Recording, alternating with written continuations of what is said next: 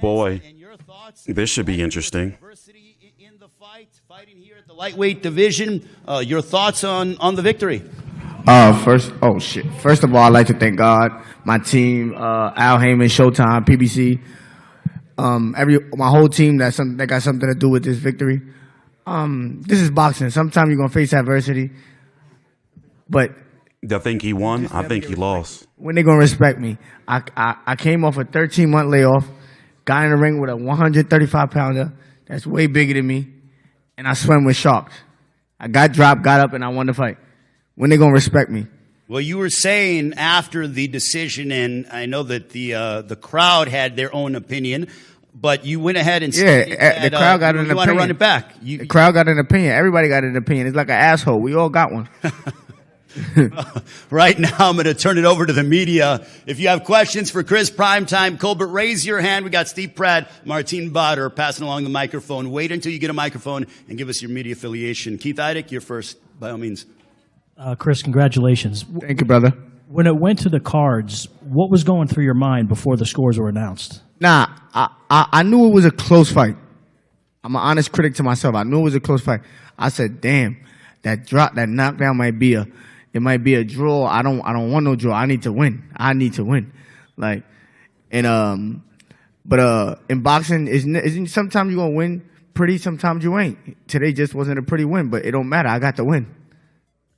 He's a big, strong kid, obviously. How did you feel at 135? And I can't really say like his power was like nothing crazy. Every time I could say that he really caught me with those shots, unleashing shots, is because every time he first throw the left hand, he would thumb me in my eye and it would blind my vision. Every time with the left hand, it would blind my vision, and then I'd tighten up and he'd just start throwing. But I know every time he did that, he gonna get tired. And 35 was just like, it was just to come back just to prove something, but I'm going back down to my weight class. If it was presented to you, would you give him a rematch? Fuck no.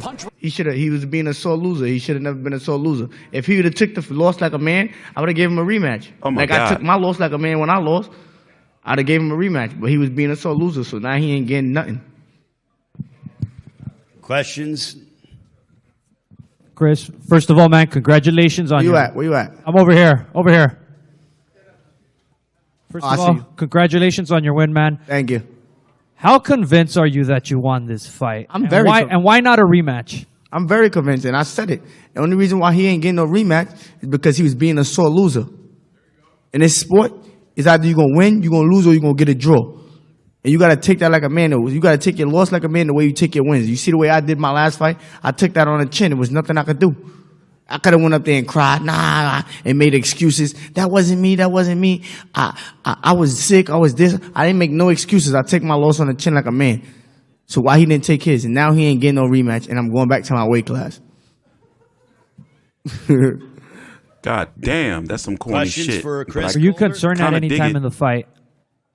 No, when I ain't gonna lie, when I got dropped, I didn't even know what hit me. It was so quick, like I didn't know what hit me. But when I opened my eyes, I'm like, oh shit, he dropped me. I said, Prom, stay composed, stay relaxed. I'm from the trenches. I'm from the mud. And we done been through worse than that. Like, so that ain't about nothing.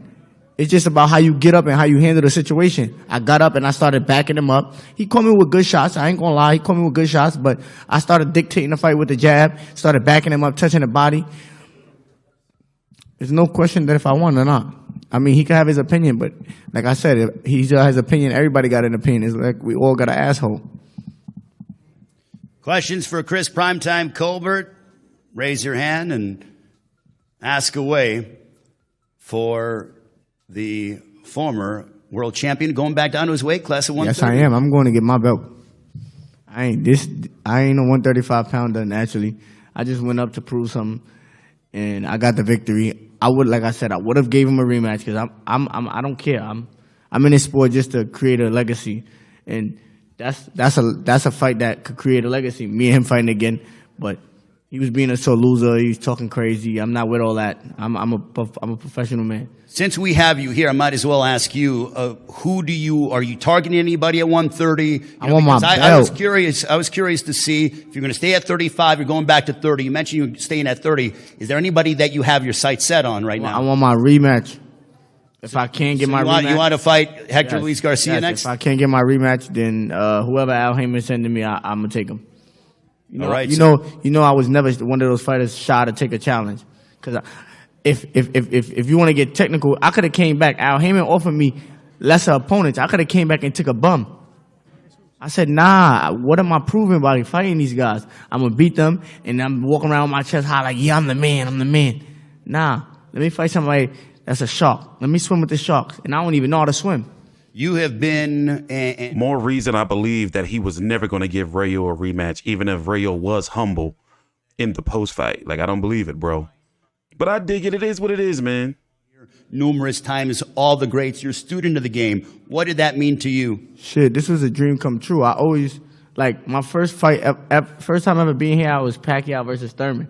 And I'm like, damn, this atmosphere is electric. Like, I want to fight here one day. And growing up watching, I used to watch Floyd fight here. So I was like, damn, when I want to fight. Like, I'm not a big fan of Vegas. Because every time I came to Vegas, it was always something. But... Are you a fan of Vegas now? Nah, I'm still not. I lived my dream. Okay. I lived my dream. I ain't coming back. I already lived my dream by fighting in the MGM Grand. I ain't coming back. Put me in Barclays Center. All right. So Chris Colbert obviously wants to go home. Do we have any more questions for Chris Primetime Colbert? We got one in the back. And then we'll open it up for final comments for Chris and allow him to enjoy the rest of his evening. All right. It's Ron Goodall. CP. Over here, Ron Goodall for FightHype.com. Congratulations. Thank you, brother. Your coach, Sosa Crew. So Sosa Crew for life. I know you had a rivalry with Frank Martin a little bit, and Spence put out a tweet. Better be glad I already said I'm not fighting at 35. I'm going back down to 30. So if he want to come down, let's get it rocking. But I'm not staying at 35. I'm going to my weight. Going to my weight. So Frank wants to go down to 30. You would? Yeah, let's tangle. I'm ready to dance. I don't duck and dodge from nobody. I just learned how to dance salsa too, so I'm ready. Chris, final thoughts as you conclude your evening here in Las Vegas with a victory over Jose Valenzuela. Like I said, I just want to thank my team, everybody that got something to do with this. I want to thank my family, my friends, Al Heyman, Showtime, Steven Espinoza. I just want to thank everybody, man. We did it tonight. And shout out to Rayo, Venezuela. There's no hate in my blood. I'm not a hater. He came in there and put up a hell of a fight, but he ain't getting no rematch. I'm out. Bye-bye. All right, Chris Colbert, ladies and gentlemen, on the evening. Give it up for him. As Let me mute that. You know, I mean, I get it. You know, for those who don't know, he got a majority decision victory. Hold on, wait, what was the cards again? Let me check. I had them up on the screen. You know, but here's what I think. I think that Rayo let too many rounds go early. Late, which led to the cards, which were 95-94 for all three. But let's go listen to Jesus. Thanks for watching. Please subscribe. And yes, I do feel that Rayo got robbed. Like, I do feel like it was a close fight, but this was a case where the wrong person got the decision.